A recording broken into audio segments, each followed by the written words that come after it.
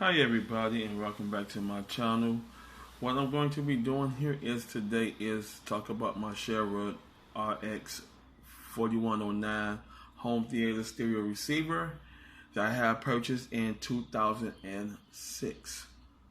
Yes, this receiver is 15 years old and it's still kicking.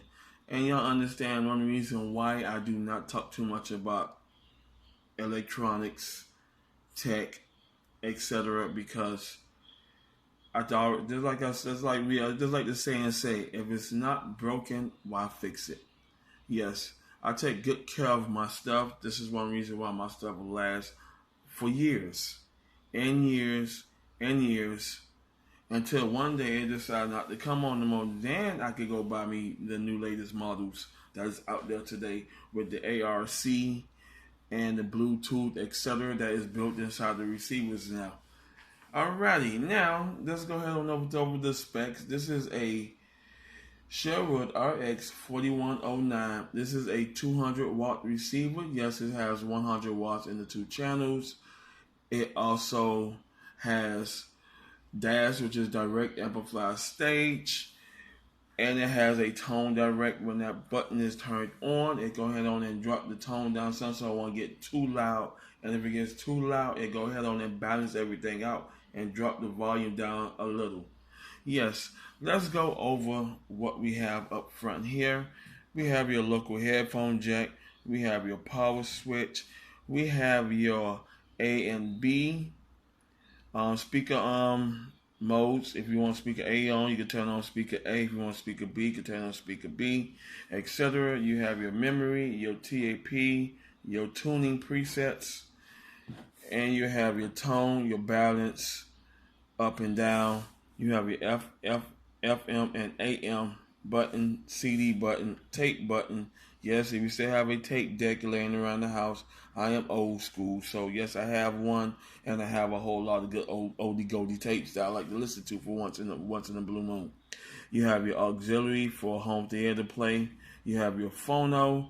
If you got an old record player laying around the house, you hook that up, play your old school vinyls, which they sound good, crisp, and clean.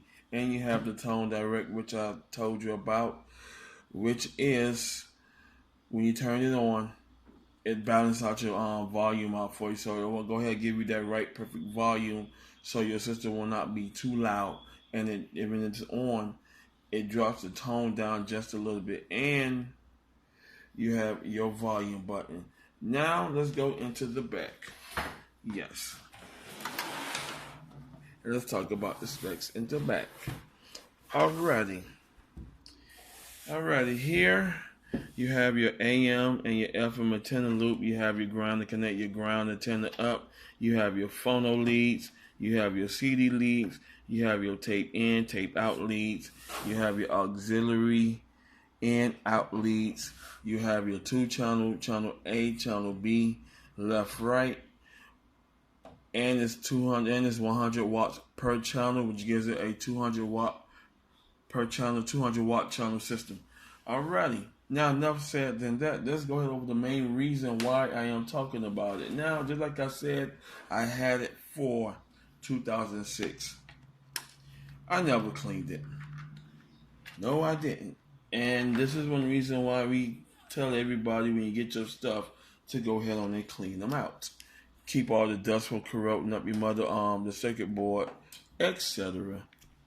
And it lasts long when you keep all the dust and everything out of it, which makes a good thing there, because if we don't clean it, then you have to be buying a new system constantly. So we're gonna go underneath the hood, and yes, I am scared because in 15 years, this is my first time going underneath the hood with this system here. And as you see, I am getting into it. OMG.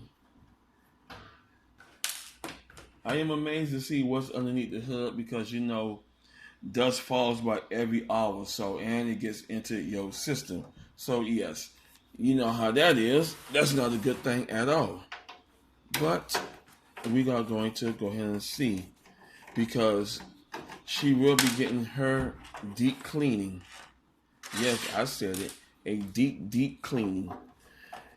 And I can't wait to go ahead on and clean it. As in, why? Y'all probably said, why you didn't clean it all these years? Because I was scared to go into it. And you know how it is. If you don't know what you're doing, leave it alone. And that's exactly what I did. I left it alone. I didn't really bother it. Now, this is my first trial run in going in the hood and cleaning out this receiver. It shouldn't be too hard. I hope not. But y'all will find out. Alrighty. Now, let me go ahead on and give it a good height extension. And let me go ahead on in.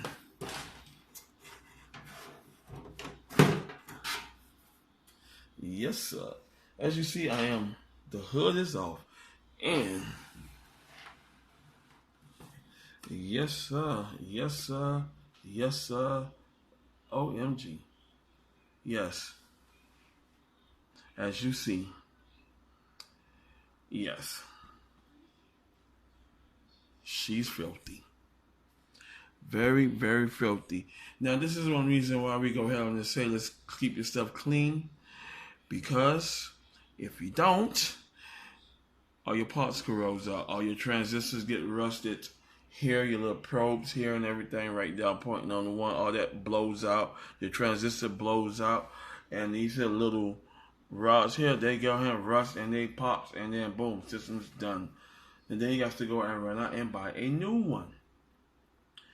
So, and this baby here lasts me and still going to last me for years and years to come.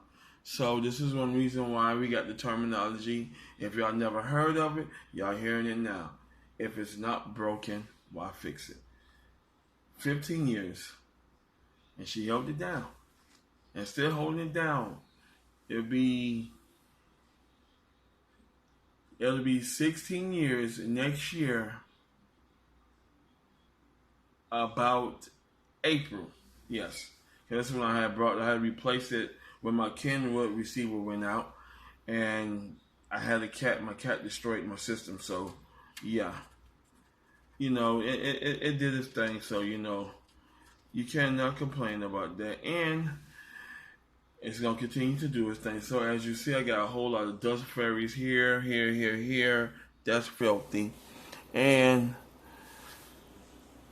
these transistor rods cannot come off because they got that glued to the heat sink. So, yeah, this baby is massive. There go my transistor, my transformer right there. Yep, there she go. And you cannot go wrong with it. All right, enough talking. I'm so excited to go ahead and get it clean. It's just a little peach fuzz here and there. So it go ahead on to come off. And go ahead on to give the circuit parts a good wiping down with my wipes. And that's about basically it. And just go ahead and give it a nice good old thorough, deep clean, and she'll be all good and brand new spanking again. All right, enough talking. Let's do this.